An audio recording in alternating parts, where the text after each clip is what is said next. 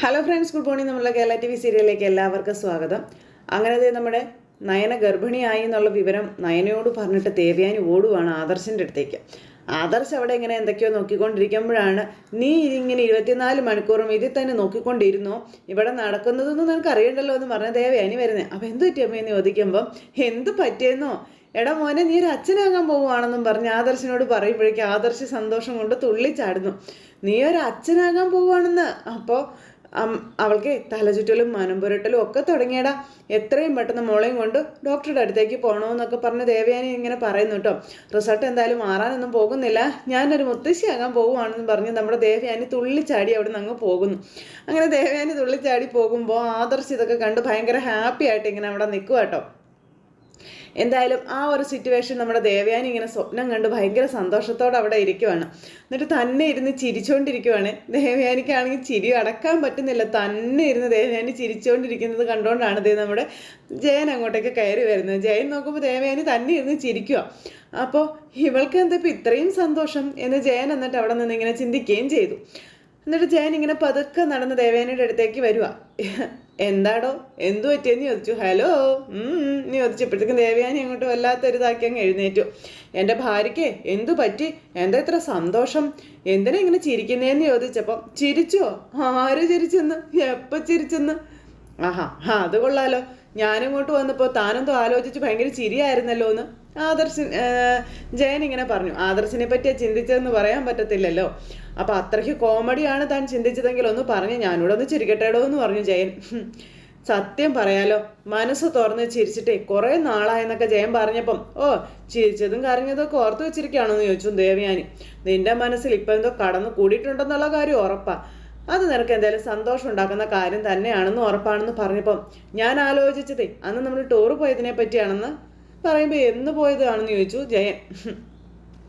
അല്ല, അന്ന് നമ്മുടെ കല്യാണം കഴിഞ്ഞതിന് ശേഷം നമ്മൾ മൂന്നാറിൽ പോയത് ഓർമ്മയില്ലേ എന്നൊക്കെ ചോദിച്ചപ്പം അത് ഇപ്പോഴും ഓർത്തിരിക്കുകയാണോന്ന് ചോദിച്ചു. അപ്പോൾ അന്ന് ചേട്ടൻ കാല് തെറ്റി വീണായിരുന്നില്ലേ, അതിനെപ്പറ്റി ഓർത്താണെന്ന് പറഞ്ഞു. ദേവയാനി നിന്ന് ഇങ്ങനെ ഒരുങ്ങിക്കൊണ്ടിരിക്കുക. അപ്പം അത് ശരി, ഭർത്താവ് കാല് തട്ടി വീണത് ഓർത്തിട്ടാ ചിരിച്ചതല്ലേ എന്ന് നേരം ജയൻ ചോദിച്ചു.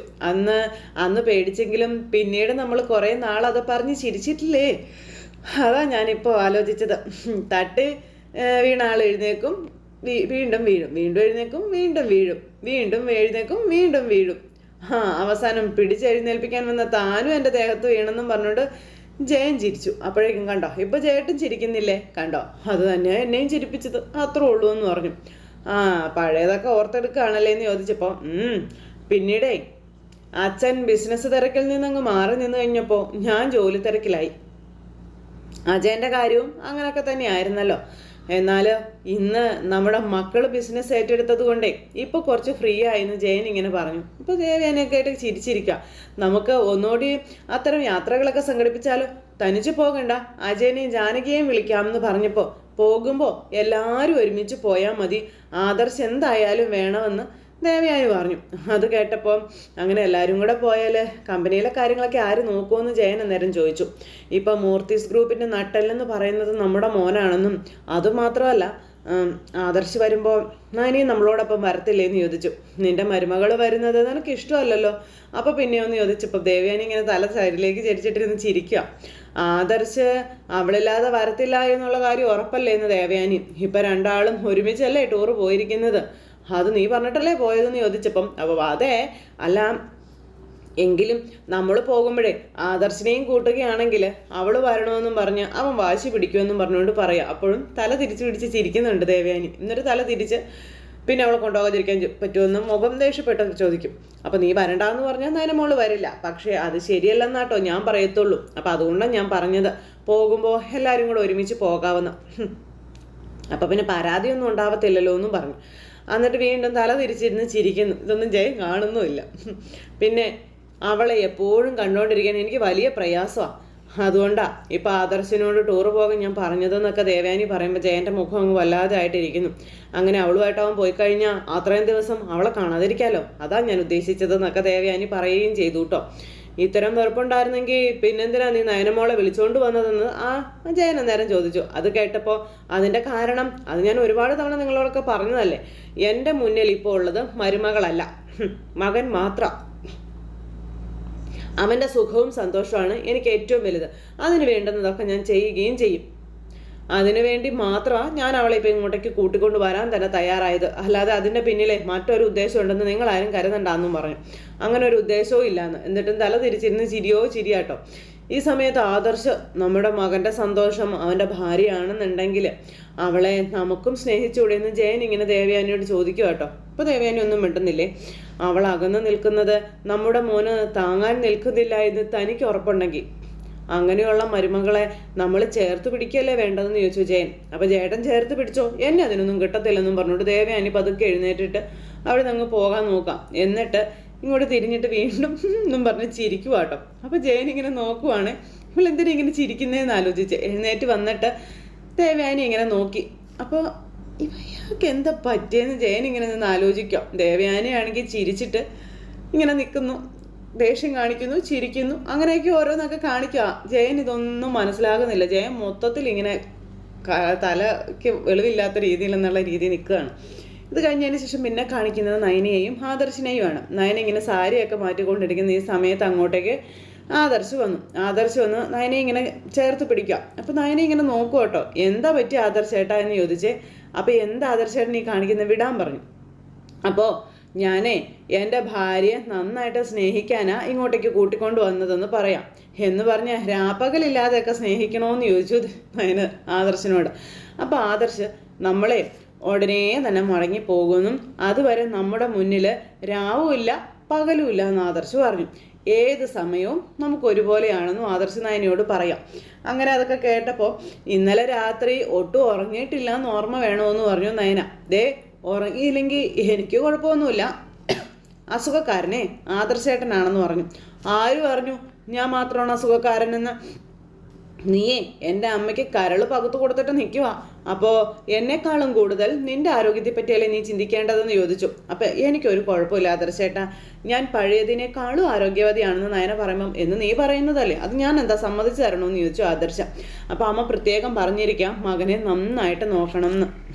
തണുപ്പുള്ളത് കൊണ്ട് ശ്വാസം മുട്ടൽ വരുമോയെന്ന് അമ്മയ്ക്ക് പേടിയുണ്ടെന്ന് പറഞ്ഞപ്പം എത്ര വലിയ ശ്വാസം മുട്ടൽ വന്നാലും എൻ്റെ അരികിൽ എൻ്റെ ഭാര്യ ഉണ്ടല്ലോ, പിന്നെന്താ എനിക്ക് കുഴപ്പമെന്ന് ആദർശ് ചോദിക്കണേ. അതുകൊണ്ട് പേടിക്കാനൊന്നുമില്ലെന്ന് എൻ്റെ അമ്മയ്ക്ക് നന്നായിട്ട് അറിയാമെന്നും ആദർശ് പറഞ്ഞു. അമ്മമാരെപ്പോഴും മക്കളെ ഓർത്തിങ്ങനെ സങ്കടപ്പെട്ടുകൊണ്ടേ ഇരിക്കുമെന്നും പറഞ്ഞ് തീർന്നില്ല. അപ്പോഴേക്കും അടുത്ത കോള് വരുന്നു. അത് വേറെ ആരും ആയിരുന്നില്ല, ദേവയാനിയുടെ കോളായിരുന്നു. അപ്പം അമ്മയെ പറ്റി പറയുകയോ ഓർക്കുകയോ ചെയ്യുമ്പോൾ തന്നെ അമ്മ വിളിക്കാന്നല്ലോ ആദർശേട്ടാ. അതാ അമ്മയും മകനും തമ്മിലുള്ള ആത്മബന്ധം എന്നും പറഞ്ഞ് ആദർശ് കോളെടുത്തു. അമ്മേ എന്നും പറഞ്ഞ് വിളിച്ചപ്പോൾ എഴുന്നേറ്റില്ലായിരുന്നു എന്ന് ചോദിച്ചു. 8 മണിയായില്ല അമ്മേ, പിന്നെ എഴുന്നേക്കത്തില്ലേന്ന് ആദർശ് അന്നേരം ചോദിക്കും കേട്ടോ. പിന്നെ കുളിയൊക്കെ കഴിഞ്ഞ് ബ്രേക്ക്ഫാസ്റ്റ് കഴിച്ച് ഞങ്ങൾ പുറത്തേക്ക് പോകുമെന്ന് പറഞ്ഞപ്പോൾ അടുത്ത അമ്പലമൊന്നും ഇല്ലേന്ന് ചോദിച്ചു. അറിയില്ല എന്ന് പറഞ്ഞു. ഉണ്ടെങ്കിൽ അവിടെ പോയി പ്രാർത്ഥിക്കണം കേട്ടോ എന്നും ദേവയാനി പറയുവാണ്. അങ്ങനെയെങ്കിലും അവളുടെ സ്വഭാവം നന്നാവുമെങ്കിലേ അത് നന്നാവട്ടെ. അപ്പം അതിന് അവളുടെ സ്വഭാവത്തിന് അതിന് കുഴപ്പം എന്താ അമ്മയുള്ളതെന്ന് ചോദിച്ചു ആദർശ്. എന്ന് നീ പറഞ്ഞാൽ മതിയോ, മറ്റുള്ളവർക്ക് കൂടി അത് തോന്നണ്ടേ എന്ന് ചോദിക്കുമ്പം അമ്മയ്ക്ക് വേണ്ടി അടുത്തുള്ള ഏതെങ്കിലും ശിവക്ഷേത്രത്തിൽ പോയി മൃത്യുഞ്ജയാർച്ചന നടത്തണമെന്ന് നയന പറയുമായിരുന്നു എന്നും പറഞ്ഞുകൊണ്ട് ഇങ്ങനെ ആദർശ് പറയുമ്പം എന്നെ പറ്റി നിങ്ങൾ ആരും ചിന്തിക്കേണ്ട, അതിൻ്റെ ആവശ്യവും ഇല്ല. നിങ്ങൾക്ക് വേണ്ടി പ്രാർത്ഥിക്കോ വഴിപാട് കഴിപ്പിക്കോ ഒക്കെ ചെയ്താൽ മതിയെന്നും ദേവയാനി ഇങ്ങനെ പറയുന്നു. രണ്ടാൾക്കും സ്വാതന്ത്ര്യം അനുവദിച്ച് തന്നതേ നിന്റെ സന്തോഷത്തിന് വേണ്ടിയാണെന്നും പിന്നെ എന്ന് വെച്ചാൽ അത് ദുരുപയോഗം ചെയ്യരുത് കേട്ടോ എന്നൊക്കെ ദേവയാനി പറയുന്നു ആദർശിനോട്. ചിരിച്ചോണ്ടാണ് പറയുന്നത്. കുന്നിൻ്റെ മുകളിലൊന്നും പോയി വലിഞ്ഞ് കയറിയേക്കരുത്, അവിടെ കുന്നുകളൊക്കെയുള്ള പ്രദേശമല്ലേ, അതുകൊണ്ടാണ് ഞാൻ പറഞ്ഞതെന്നൊക്കെ പറഞ്ഞപ്പം എനിക്ക് കുന്നിൻ്റെ മുകളിൽ കയറുന്നതിന് പ്രയാസമൊന്നും ഇല്ലമ്മേ, പക്ഷേ നയനയ്ക്ക് പ്രയാസമായിരിക്കും എന്ന് പറഞ്ഞു. അപ്പം എനിക്ക് പ്രയാസമൊന്നുമില്ല എന്ന് പറഞ്ഞു നയന ചാടി കയറി പറഞ്ഞു. അവൾക്കും പ്രയാസമില്ലെന്നാണ് പറഞ്ഞത് എന്ന് ആദർശ് പറഞ്ഞപ്പം അതൊന്നും വേണ്ട, അതിൻ്റെ ഒന്നും ആവശ്യമില്ല, ശരീരം എനിക്ക് കുന്നിലൊന്നും കയറണ്ടെന്ന് പറയുമ്പം നയന കയറണ്ടെന്നാണോ അതോ ഞാൻ കയറണ്ടെന്നാണോ അമ്മ ഉദ്ദേശിച്ചതെന്ന് ആദർശ് ചോദിക്കുമ്പം നീ തന്നെ, നിന്റെ കാര്യമാണ്, തണുപ്പിൽ കുന്ന് കയറുമ്പോഴേ ശ്വാസം എടുക്കാൻ ബുദ്ധിമുട്ടും കാര്യങ്ങളൊക്കെ ഉണ്ടാവും, കേട്ടോ ഞാൻ പറഞ്ഞതെന്ന് ചോദിച്ചു അമ്മ. അപ്പം ഞാനതെല്ലാം കേട്ടമ്മേ, റിസ്ക് ഉള്ള യാത്രകളൊക്കെ ഞാൻ ഒഴിവാക്കിക്കോളാം, എന്താ പോരേന്ന് ചോദിച്ചു. അവിടെ എത്തിയിട്ട് എന്നെ വിളിക്കാമെന്ന് പറഞ്ഞിട്ട് നീ എന്താ വിളിക്കാത്തത്? ഇന്ന് രാവിലെയും നീ ഇങ്ങോട്ട് വിളിച്ചില്ലല്ലോ. കൂട് തുറന്നു വിട്ടാൽ പിന്നെ മറ്റുള്ളവരെ പറ്റി ചിന്തിക്കില്ലല്ലോ. അയ്യോ അമ്മേ, ഇന്നലെ രാത്രി ഞങ്ങൾ വിളിച്ചിരുന്നു, പക്ഷെ കിട്ടിയില്ല, ഒട്ടും നെറ്റ്വർക്കും ഉണ്ടായിരുന്നില്ല എന്ന് ആദർശ് പറഞ്ഞപ്പോൾ ഞാൻ അങ്ങോട്ട് വിളിച്ചപ്പോൾ എന്താ റേഞ്ചൊക്കെ താനെ വന്നോന്ന് ദേവയാനി ചോദിക്കാം. എന്തെങ്കിലുമൊക്കെ ആവട്ടെ, വിളിച്ചില്ലെങ്കിലും കുഴപ്പമൊന്നുമില്ല, നീ നിൻ്റെ ആരോഗ്യം ശ്രദ്ധിക്കണം, അത്ര എനിക്ക് പറയാനുള്ളൂ. അത് പറയാൻ വേണ്ടിയിട്ടാണ് ഞാൻ ഇടയ്ക്കിടയ്ക്ക് വിളിക്കുന്നതെന്ന് പറയുമ്പോൾ ശരി അമ്മയെന്ന് പറഞ്ഞു ആദർശ്. അതും പറഞ്ഞ് ഫോൺ അങ്ങ് കട്ട് ചെയ്തിട്ട് ദേവയാനി ഇങ്ങനെ വളരെ ഹാപ്പി ആയിട്ട് നിൽക്കുക. ആ സമയത്ത് നയന ഞാൻ ഇന്നലെ ഒരുപാട് തവണ പറഞ്ഞതല്ലേ അമ്മയെ അങ്ങോട്ട് വിളിക്കണം എന്ന്. അപ്പോൾ വിളിച്ചപ്പോൾ കിട്ടാത്തത് കൊണ്ടല്ലേ നയനെ? ഒന്നുകൂടി ട്രൈ ചെയ്യാൻ പറഞ്ഞപ്പോൾ കേട്ടില്ലല്ലോ എന്ന് നയന തിരിച്ചു ചോദിച്ചു. ഒപ്പം മറ്റു കാര്യങ്ങളിലായിരുന്നു ശ്രദ്ധ എന്നിങ്ങനെ പറഞ്ഞപ്പം അതെ, വിവാഹം കഴിഞ്ഞതിന് ശേഷം കഴിഞ്ഞ ദിവസത്തെ പോലത്തെ ഒരു ദിവസം ആദ്യമായിട്ടാണ് നമ്മുടെ ജീവിതത്തിൽ ഉണ്ടായത്. അപ്പം പിന്നെ അമ്മയെ വിളിക്കാനാണോ സമയം? ആ നേരത്ത് ആരായാലും കുറച്ച് സ്വാർത്ഥതയൊക്കെ കാണിക്കില്ലേ?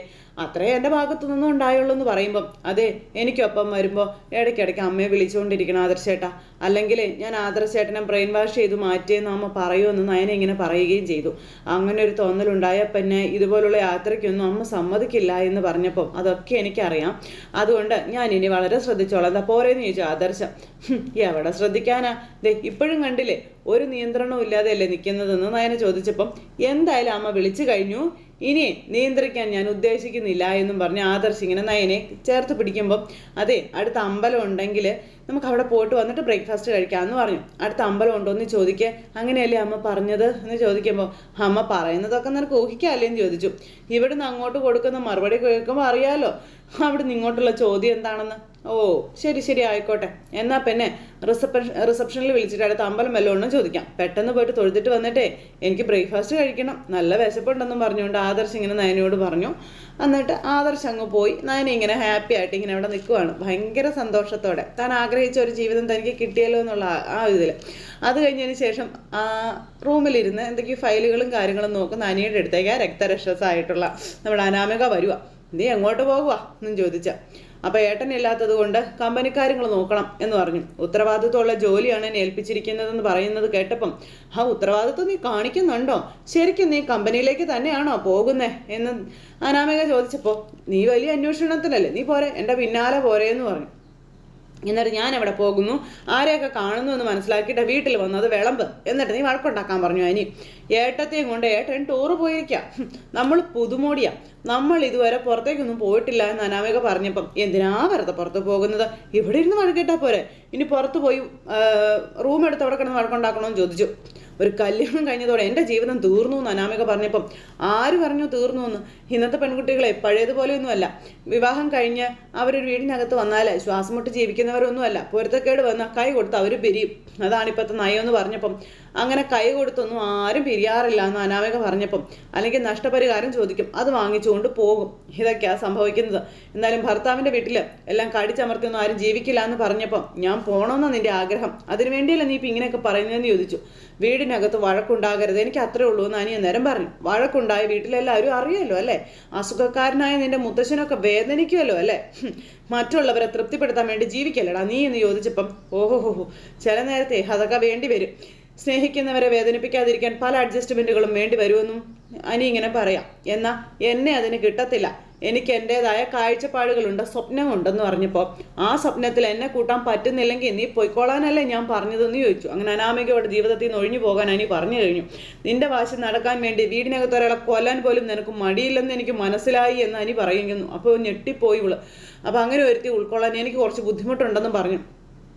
ഇതുകൊണ്ടാണ് ഇന്നത്തെ കാലത്ത് പെൺകുട്ടികളിൽ നിന്ന് കല്യാണം കഴിക്കാത്തതെന്ന് പറഞ്ഞപ്പോൾ പിന്നെ നീ എന്തിനാടി എൻ്റെ പിന്നാലെ നടന്നതെന്ന് അനി ദേവയെ ചോദിക്കണു. ദേ ഈ വീട്ടിലെ മരുമകളാകണമെന്ന് വാശി പിടിച്ച് നീ നടന്നതെന്തിനാ? അവിടെ നീ നിൻ്റെ അച്ഛനും ഒക്കെ ഈ വീടിന് ബന്ധുക്കളാകണമെന്ന് ആഗ്രഹിച്ചതൊക്കെ എനിക്ക് അറിയാമെന്നും പറഞ്ഞു.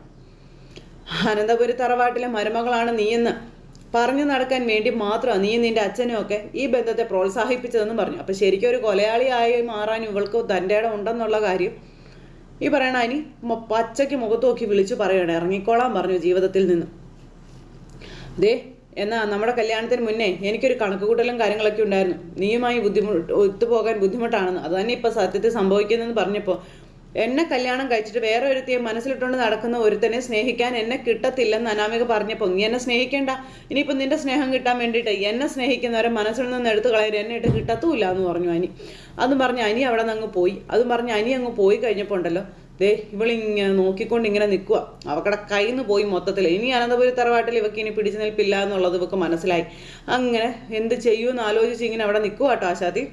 അത് കഴിഞ്ഞ് പിന്നെ കാണിക്കുന്നത് നമ്മുടെ നവ്യ ഇങ്ങനെ റൂമിലേക്ക് വരുന്ന സമയത്ത് അഭി അവിടെ നിന്ന് ഡ്രസ്സ് മാറുകയും അതുപോലെ തലമുടി ചെയ്യുകയൊക്കെ ചെയ്യുക. അപ്പോഴേക്കും എടാ 5-ാം മാസമായിട്ട് നീ എനിക്ക് എന്ത് ഗിഫ്റ്റാണ് തരാൻ ഉദ്ദേശിക്കുന്നതെന്ന് ചോദിച്ചു.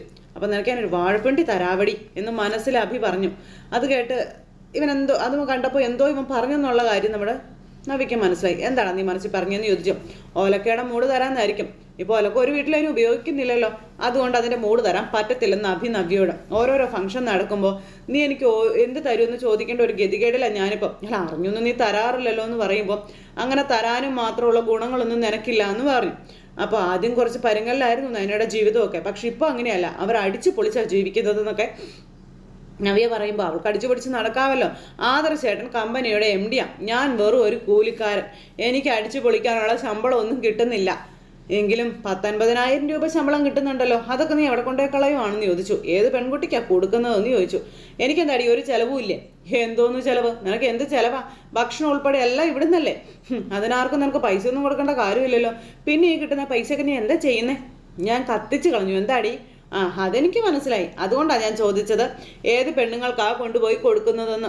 എന്താ നിനക്ക് എല്ലാ കാലത്തും ഒരു കാമുകിയെ വേണമല്ലോ എന്ന് പറയുമ്പം ഇല്ലാത്ത കാര്യങ്ങൾ പറഞ്ഞുകൊണ്ട് നടക്കരുതെന്ന് പറഞ്ഞു അഭി. ഇല്ലാത്തതൊന്നുമല്ല, അതുകൊണ്ട് തന്നെയാണ് നിന്നെ അയ്യപ്പ സ്വാമി പരീക്ഷിച്ചു എന്ന് പറഞ്ഞപ്പോൾ ആ പരീക്ഷണത്തിന് പ്രായശ്ചിത്തം ചെയ്യാമെന്ന് ഞാൻ പറഞ്ഞിട്ടുണ്ട്. അടുത്ത തവണ ഈ വീട്ടിൽ നിന്ന് കഠിനവ്രതം എടുത്ത് പോകുന്നത് ഞാനായിരിക്കും എന്ന് പറഞ്ഞു അഭി.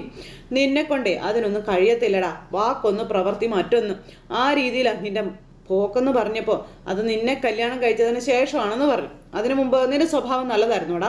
വിവാഹം കഴിക്കുന്നതിന് മുൻപാണല്ലോ നീ എന്നെ പ്രേമിച്ചത്. അതൊന്നും ഏട്ടൻ പാര വെച്ചോണ്ടാണല്ലോ നീ എൻ്റെ അടുത്തേക്ക് വന്നത്. അപ്പോൾ ഏത് നേരവും കഴിഞ്ഞു പോയ കാര്യങ്ങളും നീ എന്നോട് പറയണ്ട. പല അബദ്ധങ്ങളും എനിക്ക് പറ്റിയിട്ടുണ്ട്, അതിലൊരബദ്ധമാണ് നീ എന്ന് പറഞ്ഞപ്പോൾ അങ്ങനെയെങ്കിൽ 5-ാം മാസം ചടങ്ങ് നടത്തുമ്പോൾ നീ ഇവിടെയുള്ള എല്ലാവരോടും പറ എന്നെ ഒഴിവാക്കുകയാണെന്ന് നീ പറയാൻ പറഞ്ഞു. അപ്പോഴേക്കും അഭി ഞെട്ടി. അങ്ങനെ ഒഴിവാക്കാൻ പറ്റത്തില്ലല്ലോ, അങ്ങനെ ഒരു കെണിയിലാണല്ലോ ഞാനിപ്പോൾ കിടക്കുന്നതെന്ന് പറഞ്ഞപ്പോൾ എടാ ഞാൻ ഒഴിവായി പോകുകയാണെങ്കിൽ എനിക്ക് ഉറപ്പുണ്ട് ഞാൻ പ്രസവിക്കുന്ന കുഞ്ഞിനെ ഈ വീട്ടിലുള്ള ചിലരെങ്കിലും സ്നേഹിക്കും. അതുമാത്രമല്ലടാ, ആ കുഞ്ഞിനും എനിക്കും ജീവിതകാലം മുഴുവനും കഴിയാനുള്ള സ്വത്ത് നിന്റെ ആദർശേട്ടൻ തരുമെന്നുള്ള കാര്യം ഉറപ്പാണെന്നൊക്കെ ഇങ്ങനെ നമ്മുടെ നവ്യ പറഞ്ഞു. എന്നാൽ അതിനുശേഷം നിന്നെയും നിന്റെ അമ്മയെയും ഉറപ്പായിട്ടും ഈ വീട്ടിലുള്ളവർ പ്രതിസ്ഥാനത്ത് തന്നെ നിർത്തും, അതിനൊരു സംശയവും ഇല്ല. കല്യാണം കഴിച്ചുകൊണ്ടുവന്ന പെൺകുട്ടിയെ ഉപേക്ഷിക്കുന്ന ആണുങ്ങൾക്ക് ഈ വീട്ടിലൊരു നായയുടെ വില പോലും ഇല്ല. അതെനിക്ക് ഇത്രയും കാലത്തെ ജീവിതം കൊണ്ട് മനസ്സിലായിട്ടുണ്ടെന്ന് പറഞ്ഞു. അപ്പം അതുകൊണ്ടാണ് നീയൊക്കെ രക്ഷപ്പെട്ട് പോയതെന്ന് പറഞ്ഞപ്പം എടാ മൂർത്തി മുത്തശ്ശനെ പോലെ ഒരു മുത്തശ്ശനെ കിട്ടാൻ നീ പുണ്യം ചെയ്യണവിടാന്ന് പറഞ്ഞുകൊണ്ട് നവ്യ ഈ നാട് മുഴുവൻ നീ ഒന്ന് ചുറ്റിക്കറങ്ങി നോക്കുക, ഒരു വീട്ടിലും കാണില്ല ഇതുപോലെ തലയെടുപ്പും സ്വഭാവ ഗുണവും ഉള്ളൊരു മുത്തശ്ശൻ. മുജന്മ സുഹൃതം കൊണ്ടാണ് ആ മുത്തശ്ശനും മുത്തശ്ശിയൊക്കെ ജീവിക്കുന്ന വീട്ടിലേക്ക് എനിക്കൊക്കെ വരാൻ കഴിഞ്ഞതെന്നുള്ള കാര്യം നവ്യ ഇങ്ങനെ പറഞ്ഞു. എന്നാൽ സ്വന്തം കൊച്ചുമോൻ അല്ലെങ്കിലും നിന്നെ അങ്ങനെ കരുതി സ്നേഹിക്കുന്നവരുടെ തണലിൽ ജീവിക്കാൻ കഴിയുന്നതേ നിന്റെ ഭാഗ്യമാണെന്ന് നീ ഇതുവരെ തിരിച്ചറിഞ്ഞിട്ടില്ലെന്നും പറഞ്ഞു. അവരുടെ സ്വത്തും പണവും മാത്രമാണ് നീ ഉന്നം വയ്ക്കുന്നതെന്നും പറഞ്ഞ് ഇങ്ങനെ പറയുക കേട്ടോ. അതിനപ്പുറം നിന്റെ മനസ്സിൽ ആരോടും സ്നേഹമോ കടപ്പാടോ ഒന്നുമില്ലെന്നൊക്കെ പറഞ്ഞു. 5-ാം മാസ ചടങ്ങ് നടക്കാൻ പോവല്ലേ, അതിനിടയ്ക്ക് വെറുതെ അടിക്കും വഴക്കിനും നിൽക്കണ്ടെന്ന് അഭി അന്നേരം നവ്യയോട് പറഞ്ഞു. മലയ്ക്ക് പോകുന്നതിന് മുൻപ് ഒരിക്കൽ എടുക്കണമെന്ന് പറഞ്ഞപ്പോൾ അത് ഞാൻ തെറ്റിച്ച കാര്യം നീ എല്ലാവരോടും പറഞ്ഞില്ലേ എന്ന് ചോദിച്ചു. നീ മലയ്ക്ക് പോയ ശേഷവും ഞാനത് പറഞ്ഞത്, ആ നേരത്ത് പറഞ്ഞതുകൊണ്ട് ഒരു കുഴപ്പവും ഇല്ല എന്നും പറഞ്ഞു നവ്യ ഇവനോട് പറയണം. ഇനിയിപ്പം ഞാൻ പറഞ്ഞില്ലെങ്കിലും ഈ വീട്ടിലുള്ള എല്ലാവർക്കും അറിയാം നീ വ്രതം തെറ്റിച്ചതാണെന്നുള്ളത്. എന്നാലും ആദർശേട്ടൻ്റെയും അനിയുടെയും കൂടെ ജീവിച്ചിട്ട് നീ മാത്രം എന്താണ് നന്നാവാതെ പോയത്? ശരിക്കും നീയാണല്ലോ വഴിതെറ്റിപ്പോയതെന്ന് പറഞ്ഞുകൊണ്ട് നവ്യ അങ്ങ് പോകുമ്പോൾ മൂശോട്ടം എന്ന് പറഞ്ഞുകൊണ്ട് നിൽക്കുക അവിടെ അഭിക്കാണെങ്കിൽ കലി വന്നിട്ട് ഒരു രക്ഷയില്ല. തുള്ളിച്ചാടി അവിടെ അങ്ങനെ നിൽക്കുവാണ് അഭി ദേഷ്യം കൊണ്ട്. ഇതിന് ശേഷം പിന്നെ നമ്മുടെ അനി കൂട്ടുകാരെ കണ്ടു. അവൾക്ക് ഹണിമൂൺ ട്രിപ്പ് പോകണമെന്ന്. എടാ വഴക്കിടാൻ വേണ്ടി ഒരു യാത്ര, അതിനപ്പുറം അതുകൊണ്ട് യാതൊരു പ്രയോജനവും ഇല്ല എന്ന് കൂട്ടുകാരോട് നമ്മുടെ അനി ചെന്ന് പറയാം. അപ്പോൾ ഇവരിതൊക്കെ കേട്ട് അങ്ങോട്ടും ഇങ്ങോട്ടും നോക്കുക കേട്ടോ. സത്യം പറഞ്ഞാലേ മരിച്ചാണ് ഞാനിപ്പോൾ ഇവിടെ ജീവിച്ചുകൊണ്ടിരിക്കുന്നത്. നാട്ടുകാരെ കാണിക്കാൻ വേണ്ടിയിട്ട് എനിക്കൊരു ഭാര്യ കല്യാണം കഴിഞ്ഞു എന്ന് അറിയിക്കാൻ വേണ്ടി മാത്രം, അതിനപ്പുറം ഞങ്ങൾ തമ്മിൽ യാതൊരു ബന്ധവും ഇല്ല എന്നൊക്കെ പറഞ്ഞപ്പോൾ നീ എന്തൊക്കെയാടാ ഈ പറയുന്നതെന്ന് ചോദിച്ചു കൂട്ടുകാർ. എടാ അത് തന്നെയാടാ സത്യം, ബെഡ്റൂമിൽ 2ആയിട്ട് തന്നെയാടാ ഞങ്ങൾ കഴിയുന്നതെന്ന് പറഞ്ഞു. അപ്പോഴും അന്തം വിട്ട് അങ്ങോട്ടും ഇങ്ങോട്ടും നോക്കാം. അപ്പോഴും എനിക്ക് അങ്ങോട്ടോ അവൾക്ക് ഇങ്ങോട്ടോ യാതൊരു സ്നേഹവും ഇല്ലെന്ന് പറയുമ്പോൾ കല്യാണം കഴിഞ്ഞപ്പോൾ നീ എല്ലാ അർത്ഥത്തിലും മാറിയെന്ന് ഞങ്ങൾ കരുതിയതെടാ എന്ന് പറഞ്ഞപ്പം മാറി മനസ്സമാധാനത്തോടെ ജീവിച്ച എൻ്റെ സ്വസ്ഥത മൊത്തത്തിൽ നഷ്ടപ്പെട്ടു. എടാ സത്യം പറയാമല്ലോ, ഇപ്പം ഞാൻ ആത്മഹത്യയെപ്പറ്റിയാണ് ചിന്തിക്കുന്നതെന്ന് പറഞ്ഞിങ്ങനെ ഇവർ സംസാരിച്ചുകൊണ്ടിരിക്കുന്നത് നന്ദു അപ്പുറം മാറി നിന്ന് കേട്ടോട് നിന്ന് അന്തം വിടുന്നെടുത്ത് ഇന്നത്തെ കഥ അവസാനിച്ചിരിക്കുന്നു. അപ്പോൾ ഇനി അനി ആത്മഹത്യ ചെയ്തിട്ടുണ്ടെങ്കിൽ പണി പാലുമുള്ള കിട്ടും എന്നുള്ള കാര്യം ഉറപ്പാണ്. അപ്പോൾ എല്ലാവരും കാത്തിരുന്ന് കാണണേ. എല്ലാവർക്കും നല്ലൊരു ദിവസം ആശംസിക്കാം കേട്ടോ. എല്ലാവരും തരുന്ന സപ്പോർട്ടിനും സ്നേഹത്തിനും ഒത്തിരി നന്ദി അറിയിക്കുന്നു. താങ്ക്